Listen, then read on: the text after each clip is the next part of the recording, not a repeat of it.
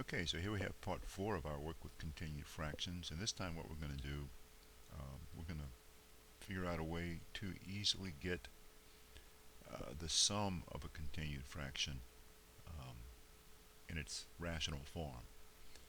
And in order to do that, we're going to, without proof, show a little formula for finding both the numerator and the denominator, and then we're going to put that into our Excel file for continued fractions. And before we get down to actually doing that with the Excel file, let's talk about a few things. First, let's talk about these partial sums that we can get. For instance, if we just started out with this, we just get pi equals 3, approximately. And that's called a convergent. And since that's our first convergent without any iteration, we'll call that C0. So C0, our first convergent, is 3, or 3 over 1. Now, the next one, you see we've got the 7 here, would be 3 plus 1/7, which is 22/7. So that would be convergent number 1. And you notice it has both a numerator and a denominator. And convergent number 1, we're going to write that as p sub 1, p is the numerator, over q sub 1. So that'd be 22/7. Likewise, this would be up here, p sub 0 over q sub 0. And then if we want to add in with the 15 here, it gets a little more complicated. We're going to have 3 plus 1 over 7 plus 1/15. And we'll go to the calculator to get that. And of course that's going to be c sub, instead of calling it pi, now let's just call it c sub 2. And so let's get our calculator out and figure out what that's going to be. And then we've typed it in, and notice we have those nested parentheses, which makes it fairly complicated. And we hit enter, and of course we get a decimal representation, and we can see we're getting pretty close to getting some pretty good accuracy here. 3.1415, it should be 3.1416, so that's not bad. And so what we're going to do now, though, is change that to a fraction. So we hit math, change to fraction, and we get 333 over 106. So let's go ahead and put that into our file here. 333 over 106. And this would be P2 over Q2. So as we go along, we have more and more nested parentheses in doing this, which would make it more of a pain to figure out on our calculator. And here's a little summary of what we have so far. We've got our values for A, which of course are these integers here. 3, 7, 15, 1, 292, etc. And those are our numbers that we're going to put in here. And down here we have our fractions down here, our p's and our q's. And what we want to do is figure out values for our p's and our q's without doing all the work we have to do with the nested parentheses. And I'm just going to show you the result without proof. We might do a proof of this in another video later. So here's how we're going to do this. If I want to get this 333, I'm going to take this 22, which is associated with the number 1. I'm going to come up here to a sub 1. I'm sorry, let's try that again. I'm going to take the 22, associated with number 1, and I'm going to multiply it by the 15, not the 7, the 15, because I'm looking for number 2. And so I get 22 times 15. And then I'm going to add this. So 22 times 15 plus 3. And if we go over to our calculator and figure that out,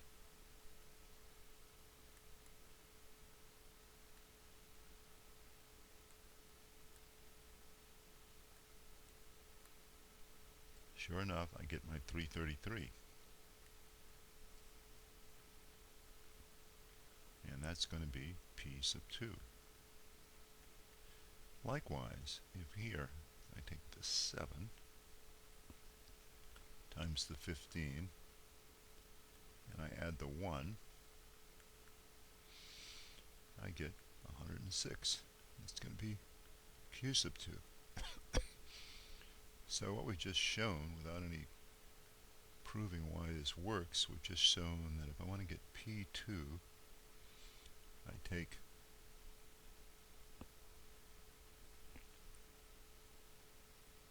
A2, which is 15, times P1, which is 22, and I add P0, and if I want to get Q2, again I take A2, which is 15, times Q1, which is 7, and I add Q0. And in fact, we can generalize that result to say the following. If I want to get P sub n, I take A sub n times P sub n minus 1 plus P sub n minus 2. And if I want Q sub n, I take A sub n times Q sub n minus 1 plus Q sub n minus 2.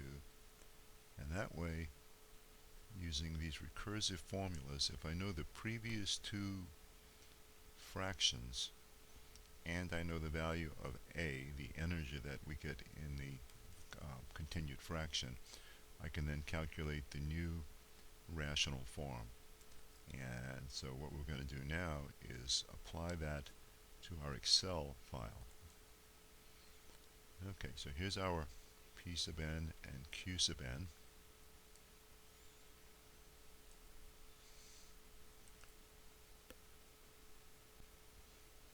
What I want to do now is put my P and Q up here and then put this formula in recursively.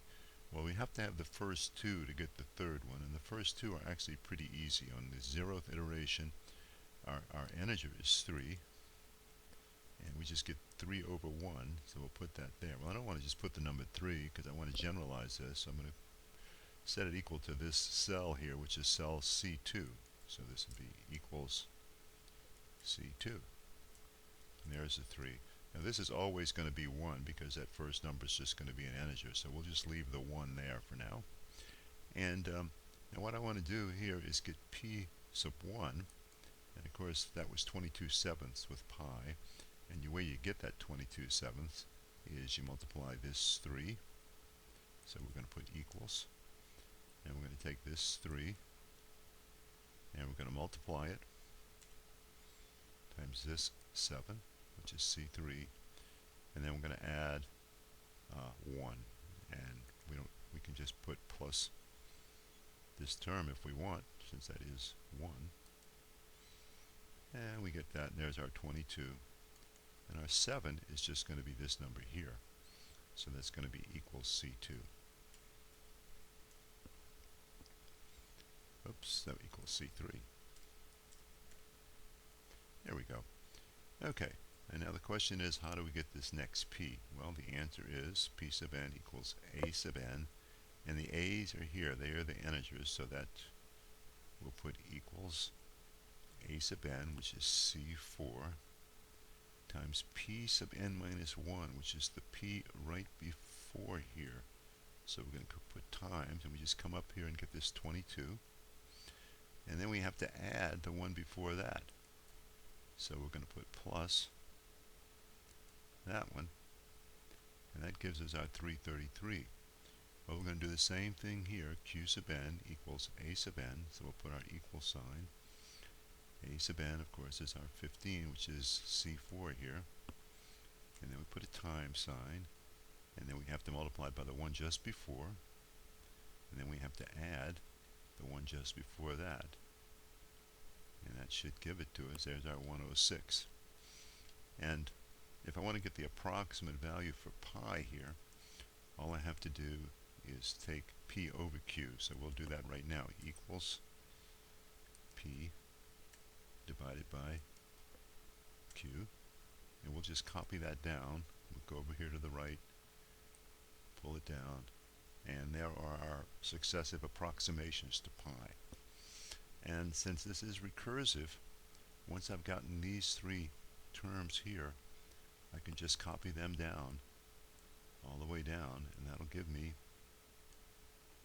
my approximations. And you'll notice it gets kind of nasty when I get down this far, because a couple of things going on. One is I'm going to get some round off error. And two, of course, the numbers are getting so big that it goes into scientific notation. So I'm not going to go that far. I'm just going to delete all of these for right now so it looks cleaner. And there we have our various approximations for pi, and there are our integral expressions. You notice it got really big here when we hit the 292. P and Q got very large. So there we have a program now that will actually give us the rational partial sums, and these partial sums actually have a name. They're called convergents. So P over Q is a convergent. So this would be convergent number 8, convergent number 7, and so on. Now, let's try with another number just to see how things work here. So let's put in e. So we're going to say equals exp, exponential e to the first in parentheses. And there we see our convergence for e, like right here. 193 over 71 would be this convergent number 7. And we can see, in fact, we are converging to e, which is about 2.7182818. See if we can get a few more decimals. Yeah. And we can try any numbers we want now that we've got the program. For instance, I could do a square root, SQR, I think it's SQRT of 2. Oops, I forgot to put the equal sign there. You always have to put your equals. So we'll put that in now, and there we go. And the square root of 2 has an interesting set of numbers here. It's just 2, 2, 2, 2, 2 on forever. And we are getting approximations there to P over Q. One of the most interesting numbers to do this with is the golden ratio, which is 1 plus the square root of 5 divided by 2. And again, I forgot to put my equal sign, but when I do, I can see that the golden ratio for our continued fractions just gives us a bunch of 1s. And you can see it's converging to the number, which is about 1.618. So that's, to me, I think that's a pretty interesting result. And notice as we go along here, we have all these approximations to the golden ratio. For instance, 55 over 34 would give us about 3 decimal place accuracy. It would give us 3 decimal place accuracy, actually. So that's how we're going to be studying our continued fractions using Excel. Now we can get continued fractions for any numbers we want. For instance, I just did square root of 2. I might be interested in, well, square root of 2 gave me a constant number 2 over and over again. What will square root of 3 do? And I keep forgetting to put my equal sign. And we can see that what it does is it alternates 1, 2, 1, 2, 1, 2. And so we can answer questions about do these square roots always cycle or settle down or whatever. So now we have a tool to examine continued fractions. That's all we'll do now. We may have 1 or 2 more continued fraction lectures.